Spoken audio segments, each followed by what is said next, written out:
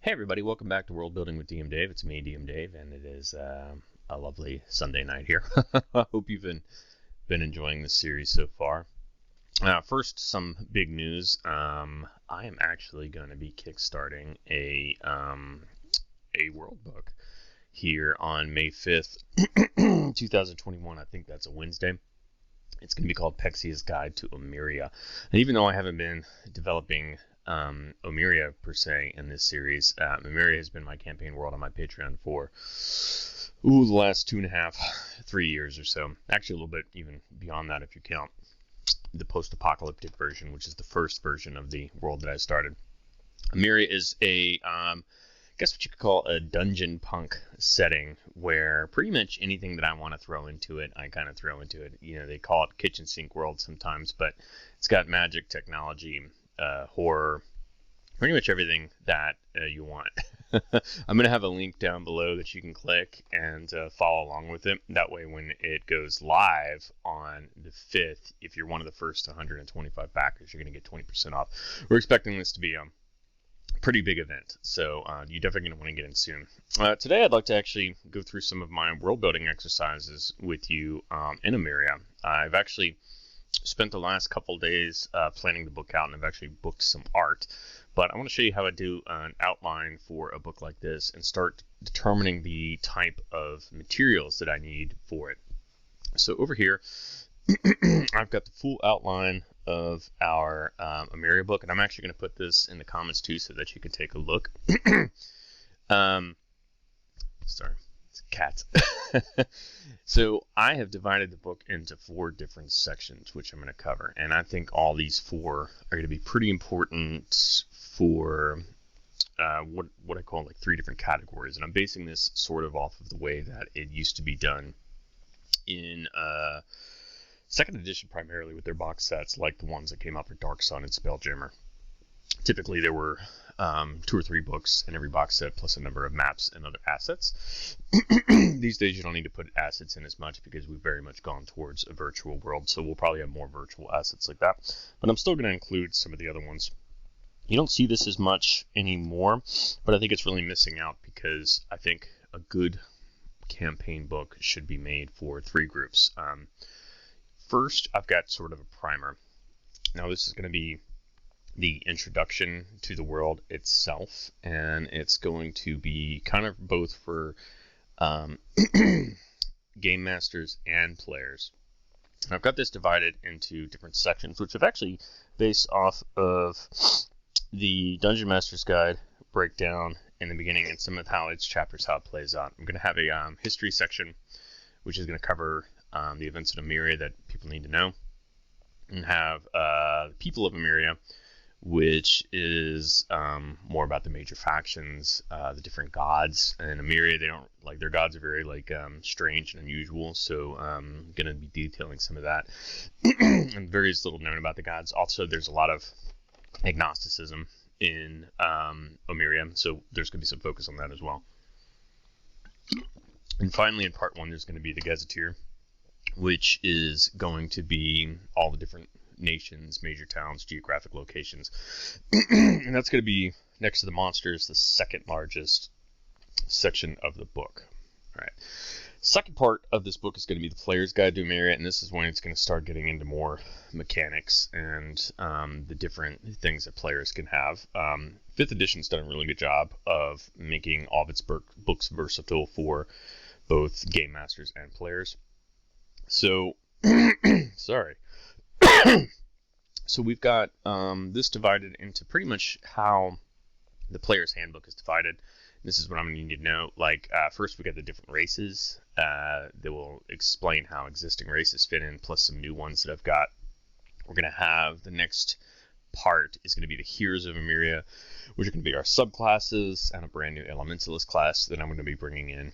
I'm going to have one subclass for each one, so I've got 20 pages of that. Motivations is going to be a brand new system I'm creating for backgrounds. It's going to work very similar to the way the piety rules work, as also renown that you can find in the Dungeon Master's Guide. And essentially, you get points for following whatever your motivation is. So this should be a fun little system that I'm going to create. And then finally, the Grimoire is going to have new magic items and spells.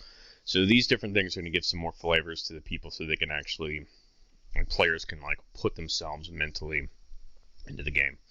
Third part of the book will be something a little experimental I'm going to do, and I haven't really seen with the campaign books, but this is actually going to help people create their own campaign settings and give very like direct step-by-step rules to doing it. And I think it's going to be pretty cool. A lot of times these books will like give you suggestions on what to do. But this is straight up going to give you like, all right, so if you want to create a campaign, this is what you got to do. First, I'm going to have rules for running games in Omeria. Omeria is very much about intrigue and global politics that play into the overarching story, and a lot of it's very epic quests, a la, like, I don't know, like I pull from a lot of comic books that I read on it, where the characters are very involved with what's going on in the story. They're not just side characters. And the adventure path, Hand of the Gate, which is also getting started at the same time as this, is part of a 2-book set, is going to cover a lot of that as well. We're going to do some roles for running games in Omeria, and I'm going to have the actual types of adventures that players should be thinking about, along with certain tips. Going to have rules for adventures in Omeria, so actually going to take some of the random adventure creation tables in this and like tie them into Omeria directly. Also, instead of just suggesting like humanoid conqueror, like I'm going to list like, okay, here is what the type of villain would be, and the type of henchman that it would have, and you know what you can expect from that type of character generally. Campaigns will have some random campaigns table too. It's going to present some major villains and storylines.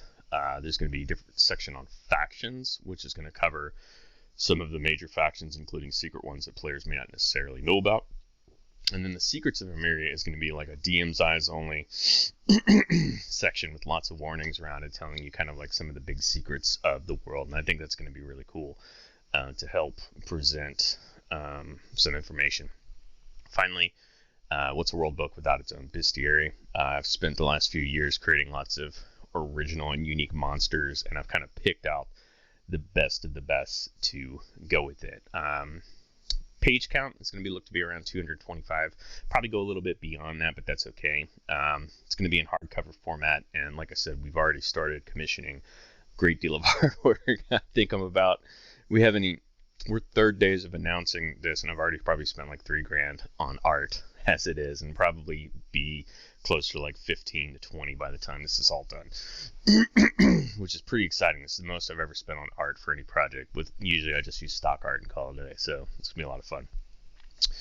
Bibliography section, I've got a couple of my lore keepers on the Discord channel helping me figure that out. You can see I've started breaking down the different sections based on where they are in the past. If you've looked at the Vascal Valley setting, then you probably are familiar with that. The People of Omeria section, I have broken that down too into different page counts and goals. Gazetteer, I've got every single nation that's on any of the maps that I've created over the last years to give an estimate of how much I want to do in that.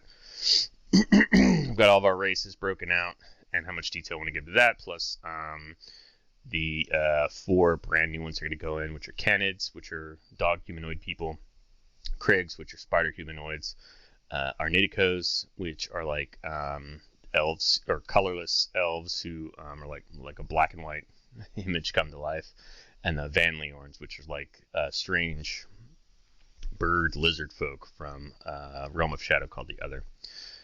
These are the different subclasses and classes based on stuff I've built over the years. A lot of them are tied directly into the locations they come from, so there's going to be some excitement with that. Like, for example, the Arquette and Spear Wielder is actually this fellow or lady on this horse right here.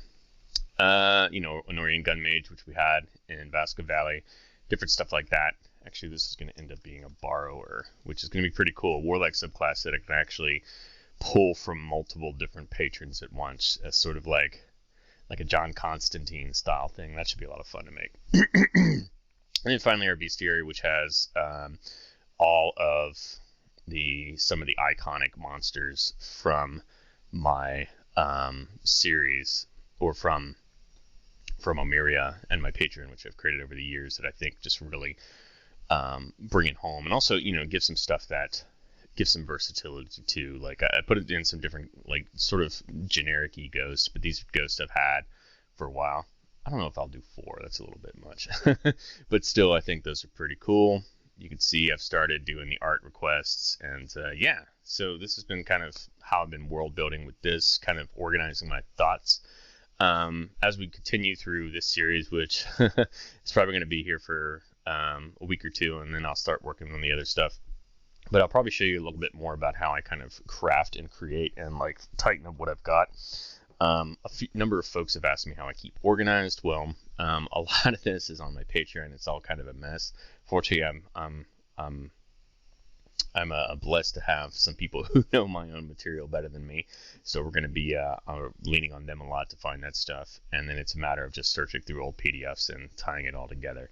And finally having a book. So it's going to be a lot of fun. Anyways, I hope you enjoyed this kind of look into world building with me and creating my Omeria books. Join me in the next episode when I'm actually going to start doing a little bit more and kind of creating like different nations and things like that I want to start writing to really start getting ready for this book when it launches in May. Anyways, peace. Don't forget to like and subscribe, and I'll see you next time. Oh, and make sure to click the Kickstarter link and follow ahead so you can get in on it. Anyways, later.